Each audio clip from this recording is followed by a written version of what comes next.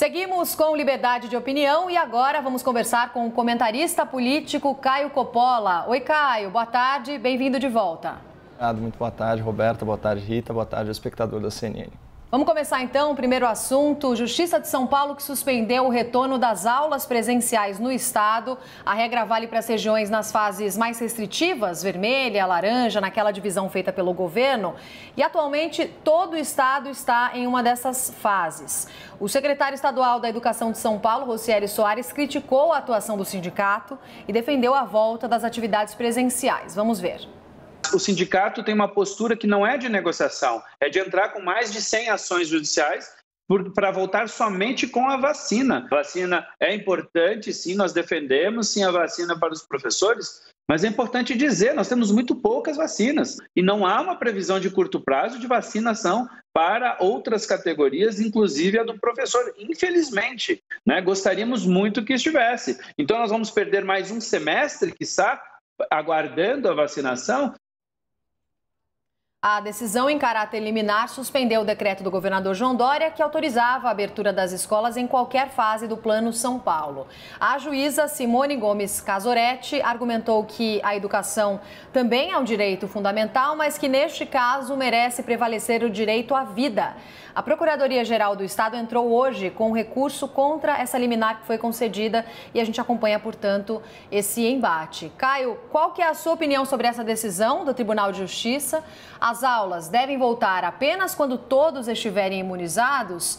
Com esse cenário, professores deveriam passar na frente na fila de prioridades da vacinação? A decisão é um tremendo absurdo, mas já cumpre aí preliminarmente elogiar, né, os esforços do secretário de Saúde aqui do estado de São Paulo no sentido de defender o direito fundamental, né, das crianças a terem aulas, né? Vamos começar aí pelo básico, né? Ver o que as próprias autoridades mundiais, né, que são uma fonte muito citada aí por quem eventualmente acha correta essa decisão.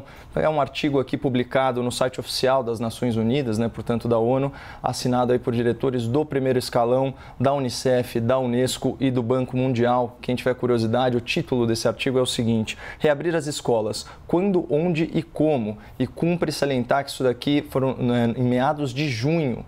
Então, portanto, ainda no meio do ápice, né, da primeira onda da Covid-19, aspas, o fechamento prolongado das escolas pode aumentar as desigualdades, aprofundar a crise de aprendizagem e expor as crianças mais vulneráveis a um risco maior de exploração. As escolas não são apenas lugar de aprendizagem, elas fornecem proteção social, alimentação, saúde e apoio emocional, elementos que são uma garantia de vida para os mais desfavorecidos. A gente pode passar para outra agência humanitária, né, também ligada à ONU, que é o World Food Program, né, ou Programa Alimentar Mundial, fez uma estimativa que 370 milhões de crianças, isso ao redor do mundo, não estão recebendo aí as suas refeições devido à interrupção nas aulas e o fechamento de creches. E aí, ato contínuo também, a Unicef, né, que é o Fundo das Nações Unidas para a Infância, informou que 6 mil crianças podem morrer por dia por causas evitáveis em decorrência das medidas de combate à pandemia, né? Então a gente está falando de 1.200.000 almas menores de 5 anos morrendo a mais no mundo. Isso é um retrocesso aí de 2 décadas nos índices globais de mortalidade infantil. Então, feito esse recorte fundamental, a gente pode citar algumas outras coisas, né? A juíza, ela fundamenta a sua decisão, né, contrapondo aí o direito fundamental à educação com o direito à vida, como se contrair Covid fosse uma sentença de morte. Ora, a gente sabe pelo último boletim publicado no OMS que a taxa de letalidade do vírus para pacientes abaixo de 70 anos é de cerca de 0,05%. É raríssimo uma criança, um jovem adoecer, ter a forma grave da doença e falecer, muito menos se ele não tiver uma comorbidade. E a mesma coisa vale para os adultos, para os professores.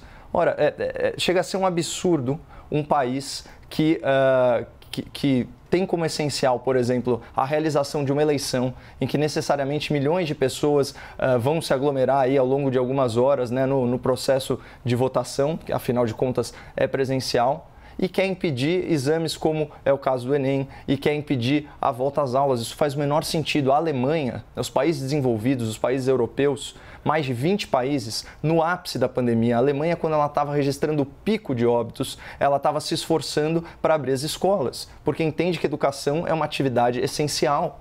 Imagina se todos os profissionais, né, se arvorassem aí nesse suposto direito que pleiteia o sindicato dos professores. Imagina se todos os trabalhadores, né, de transporte público e de todas as atividades essenciais falassem: olha, eu não saio de casa enquanto a população não estiver completamente imunizada. Né? Então, percebam o desequilíbrio, né, nessa relação, e daí você percebe também o absurdo dessa decisão. Hoje, mais cedo, eu vi uma entrevista do secretário à Rede Globo, e essa só para finalizar, e eu achei muito interessante também que parece que pela primeira vez eles vão criando coragem para jogar na cara dessa turma a sua própria hipocrisia. Né? Afinal de contas, ele falou que, embora o sindicato esteja na justiça exigindo, né, que as aulas não sejam retomadas, por outro lado, a colônia de férias dos professores está aberta, isso informações veiculadas pela própria autoridade. Vamos para o próximo assunto, então. A taxa de desemprego caiu e ficou em 14,1% no trimestre de setembro a novembro do ano passado. Com isso, cerca de 14 milhões de pessoas continuam fora do mercado de trabalho, de acordo com dados do próprio IBGE. O Ministério da Economia também divulgou dados sobre o emprego formal no país. O Brasil, então, criou cerca de 143 mil novas vagas em 2020. Caio, qual que é a sua avaliação sobre essa melhora no cenário de emprego no Brasil? É cedo para comemorar? Os resultados melhores virão apenas com a imunização da população? Roberta, impressiona atestar a resiliência do Brasil na questão da manutenção do emprego. A imprensa ela tem predileção pela divulgação dos números do IBGE, né, o Instituto Brasileiro de Geografia e Estatística, mas esses números se baseiam numa pesquisa amostral. Portanto, trata-se de uma estimativa, né, que pelo seu lapso temporal, ela já vem a público muito defasada. Um número muito mais fidedigno para aferir a retomada do emprego são os números do CAGED, né, que é o Cadastro Geral de Empregados e Desempregados, que por meio de um sistema aí digitalizado, acessível e conectado aos empregadores, registra todas as admissões e todas as demissões de trabalhadores CLT. Pois bem, então contra todas as previsões dos especialistas, né, o saldo de empregos formais no Brasil em 2020 ficou positivo em mais de 142 mil postos de trabalho. Isso significa que em plena pandemia o país gerou dezenas e dezenas de milhares de empregos com carteira assinada em 2020. Então, só para um efeito de comparação, né, o CAGED registra que na crise econômica gestada pela incompetência do governo Dilma Rousseff, só em 2015 e 2016 foram extintos mais de 2.860.000 empregos formais. Esse número é ainda mais alarmante se a gente considerar, né, o reconhecido estudo publicado na revista especializada Lancet, né, a Lancet Global Health, em que economistas e médicos sanitaristas, tanto do Brasil quanto do Reino Unido, analisaram os dados de mais de 5 mil cidades brasileiras, estabelecendo aí uma relação direta entre desemprego, né, nesse período crítico, e o aumento da mortalidade na população jovem e adulta. A pesquisa concluiu que a cada ponto percentual a mais na taxa de desemprego, a mortalidade também subia meio ponto. Então, o que teria custado aí a vida de mais de 31.400 almas, isso nessa crise de 2015 e 2016. Mas voltando aqui para o momento atual, né?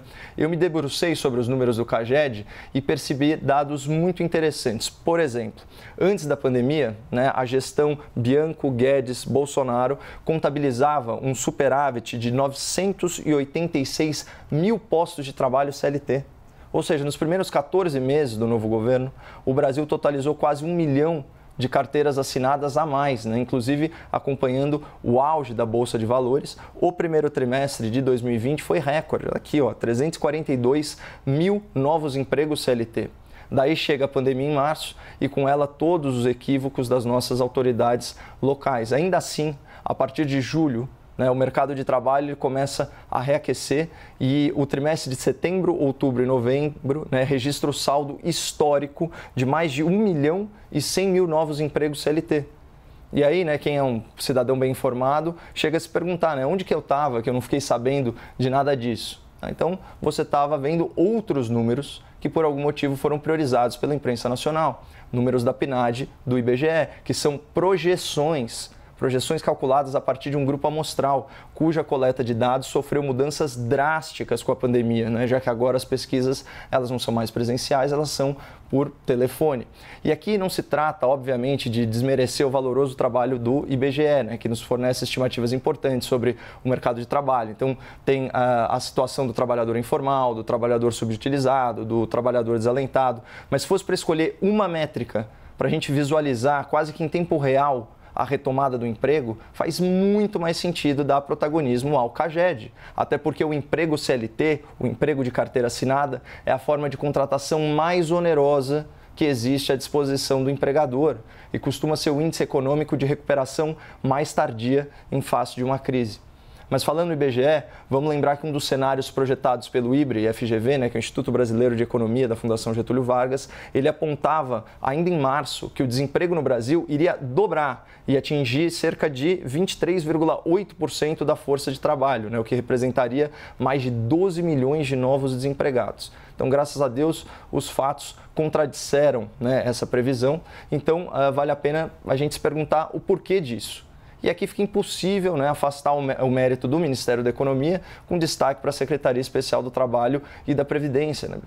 Aqui eu vou destacar a adoção de duas medidas fundamentais. Então, em primeiro lugar, né, a edição via Presidência da República da medida provisória 936, né, a reconhecida MP do Bem. Essa MP foi aquela que permitiu a redução da jornada de trabalho ou a suspensão temporária dos contratos, usando os fundos, né, do seguro-desemprego para compensar ou pelo menos atenuar o impacto da queda de renda para os trabalhadores. Por outro lado, obrigou o empregador beneficiado a dar estabilidade temporária ao funcionário que fosse contemplado pelo programa. Então, assim, mais de 10 milhões e 300 mil vínculos trabalhistas, e isso tudo do regime CLT, foram preservados. A segunda medida fundamental, falamos disso aqui, foi a liberação de linhas de crédito em condições especiais para as empresas, né? Especialmente aqueles mais de 40 bilhões de reais via Pronamp, beneficiando as pequenas e médias empresas, que são as maiores geradores de emprego formais no Brasil. Então, não à toa, né, o nosso país registrou esse ano o seu recorde em volume total de crédito, ultrapassando mais de 4 trilhões de reais, é um aumento sem precedente da ordem aí de 540 bilhões em relação a 2019. Então, essas duas medidas, aliadas aí aos pagamentos do auxílio emergencial, mantiveram a roda da economia girando e salvaram literalmente milhões de empregos. Então, para concluir, seja pelos números projetados pelo IBGE ou seja pelos números concretos efetivamente verificados pelo CAGED, o desempenho do Brasil em termos de manutenção do emprego e da renda em 2020 são sim dignos de nota e superaram as expectativas dos analistas e da imprensa especializada. Vamos para o último assunto então, Caio. O presidente Jair Bolsonaro disse que o governo não precisa de palpiteiro e voltou a falar que só ele troca ministros. Esse recado foi endereçado ao vice-presidente Hamilton Mourão, que afirmou em entrevista à Rádio Bandeirantes que o chanceler Ernesto Araújo poderia ser substituído. Vamos ver então o que disse o presidente Jair Bolsonaro. Que nós menos precisamos de palpiteiro no tocante à formação do meu ministério. E deixa bem claro, todos os 23 ministros, eu que escolho e mais ninguém, e ponto final. Se alguém quiser escolher ministro, candidato em 22 e boa sorte em 23, ok? Mourão já estava dizendo que queria mais diálogo com Bolsonaro, que muitas vezes não sabia o que fazer. A gente falou sobre esse assunto por aqui também. E agora temos, portanto, Caio, essa declaração de Jair Bolsonaro. Qual que é a sua avaliação sobre a fala do presidente sobre os palpiteiros? A relação entre Mourão e Bolsonaro está no maior nível de desgaste desde o início do governo? Acredito que sim. É um desgaste sem precedentes. E só também aqui um conceito bem óbvio: quem de fato busca o diálogo não o faz por meio da imprensa. A imprensa ela é utilizada, ela é instrumentalizada pelas autoridades públicas como um instrumento de pressão. Então, quando o vice-presidente da República vai se queixar aí publicamente, obviamente ele quer fazer uma certa pressão sobre o presidente. A gente sabe que, pelo menos, o atual ocupante do cargo não lida muito bem com esse tipo de movimentação. né? Então, foi uma resposta a lá Jair Bolsonaro para as críticas do vice-presidente Mourão. Então, de fato, a relação deles parece estremecida, e ele se tornou, o presidente usou a palavra palpiteiro e eu preferiria usar o termo comentarista, né? Então, ele é comentarista do governo do qual ele próprio faz parte. E ao se colocar como um contraponto, muitas vezes, não só as declarações, mas as políticas da presidência da República, ele acaba alimentando aí as intrigas e dando pano para manga, né, para uma oposição que já está se especializando aí na arte de encontrar pelo em ovo. E a principal manchete dessa semana, né, aquele fiasco do leite condensado, é um exemplo muito claro desse tipo de postura, estratagema e, enfim, de modus operandi dos grupos que estão contra a posição do governo, da presidência da República, o que é que seja. Então, fogo amigo ninguém precisa. Caio, só para explicar para todo mundo, no seu primeiro tema você citou uma taxa de letalidade da Covid-19, é importante a gente deixar isso claro, ficou um pouco confuso, para pessoas de menos de 75 anos, só reforçando... 70 anos. De 70 anos. Só reforçando que o dado que a gente tem aqui, o último dado da CNN Brasil, que inclusive está no nosso site, é uma taxa que varia entre 1% e 2%, mas sobe para 5% no Amazonas. Se você quiser explicar só a conta que você mostrou rapidinho, que o nosso tempo está apertado. Super breve. Esse daí foi um boletim publicado por um renomado pesquisador de Stanford. Ele foi publicado no site oficial da própria OMS. Ele reúne aí mais de 60 estudos, como o do próprio Brasil, e ele estima e ele faz aí uma estimativa, uma média ponderada global. Então, depois eu posso, na próxima edição do programa, eu posso citar a fonte especificamente, com link, esse tipo de coisa. Então, agora, como foi publicado no próprio site da OMS, eu acho que ele tem credibilidade, 0,05% para pacientes abaixo dos 70 anos. Tá certo. Caio, bom fim de semana, até segunda-feira. Igualmente, Roberto.